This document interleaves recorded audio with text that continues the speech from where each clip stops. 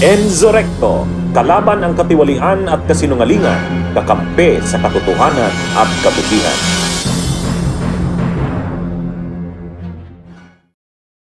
To place on the record that while indeed the court issued a subpoena vis-a-vis the AMLC, the provision of the law on the confidentiality with respect to bank officers are indeed provided for in the AMLC.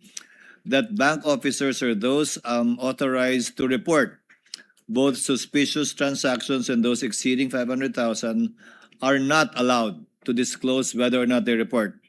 And thank you, Ms. Constantino, for being very cooperative and at the same time prudent with respect to your answers regarding the AMLC provision.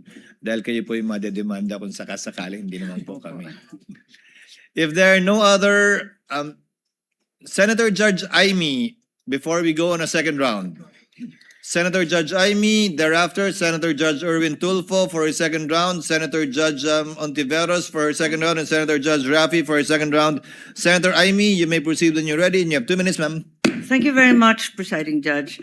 And this is a very simple question by way of information to the prosecution. During the Blue Ribbon Committee, a certain Jean Abaya was called as a resource person. As I recall, she was then the operations head of Land Bank Shaw and assumed the position of department manager thereafter. I understand, of course, that the prosecution has the right to choose your witnesses. I am simply curious, bakit hindi pinatawag si Ms. Abaya na magtestigo ngayon, samantalang siya yung may personal knowledge ng encashment ng mga cheque na pinag-uusapan? Your Honor, The Honorable Chua may respond. thank you, Your Honor. Your Honor, at that time, when this check was encashed, si Ma'am po, ang ating pong testigo, siya po ang branch manager.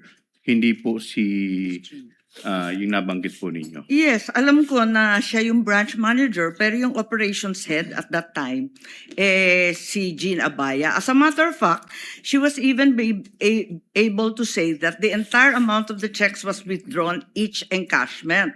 So, ang lumalabas doon sa House hearing, kung naaalala kong maigi, si Miss Abaya ang direktang nakipag-deal kay Miss Acosta, di ba? Your Honor, kung maririnig po natin yung kanyang salaysay, siya po kasi yung nakikipag-coordinate sa OBP.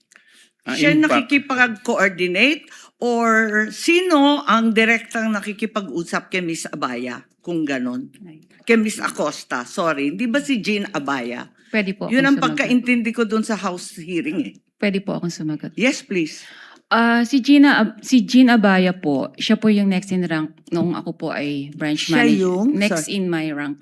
Oo, yeah. Opo. Pero siya ba yung direktang nakipag-deal kay Miss Acosta ng DepEd? Ako po ang direktang sa OVP po.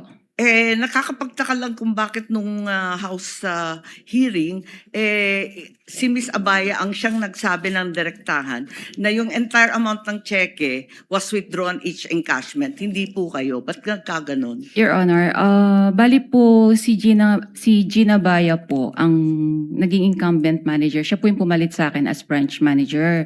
So at that time, tinanong po nga siya. So since operations manager po siya, aware din po siya sa transaction.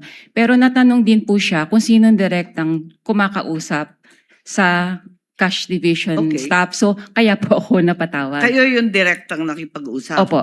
Kahit siya ang nag-attest na talagang buong amount ang withdraw. Ganun ba Aware yun? naman po siya sa mga transactions din po sa branch. Okay, maliban doon, Ms. Constantino, nung House Blue Ribbon, narinig ko, nung tinanong ni Congressman Luistro, sino ang nag-withdraw ng pera at linagay sa mga bag, nung una, sabi niyo, you didn't recall. Matapos noon, medyo may leading question si Congresswoman noon eh.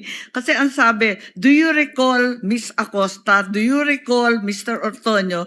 Bigla ninyong naalala si Miss Acosta at si Mr. Ortonio. Tama ba yun? Ba't nagkaganon? Nung una, hindi ninyo maalala. Pagkatapos noon, naalala na ninyo.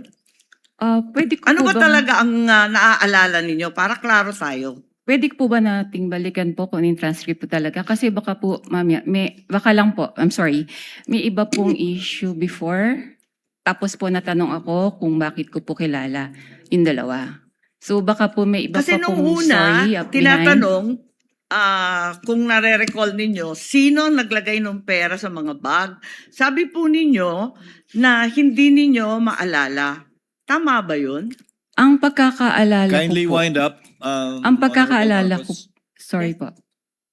Ang pagkakaalala Sumasagot ko po, ang sinagot ko po yon na si Yes, Miss yes. Gina ang naglagay at si Mr. Ortonio. Ang hindi ko po ma-recall kung sino po yung naglabas na ng cash, Uy, hindi ng ko bags. tinatanong yon. Hindi yon ang tinutukoy ko. Ang tinutukoy ko, yung pa-iba-ibang sagot. Kasi nung una sabi nyo, hindi ninyo maalala kung sino naglagay ng pera sa bag. Pagkatapos nung binanggit sa inyo, do you recall Miss Acosta, do you recall Mr. Ortonio? Naalala ninyo kung sino naglagay na yung dalawa? Bakit ganon? Yun lang po. Ang Kindly wind up, pagkakaalam, ma'am. ang pagkakaal- Considering that Miss Acosta is allegedly the payee, bakit hindi niyo yun naalala kaagad? Doon ako nagtataka.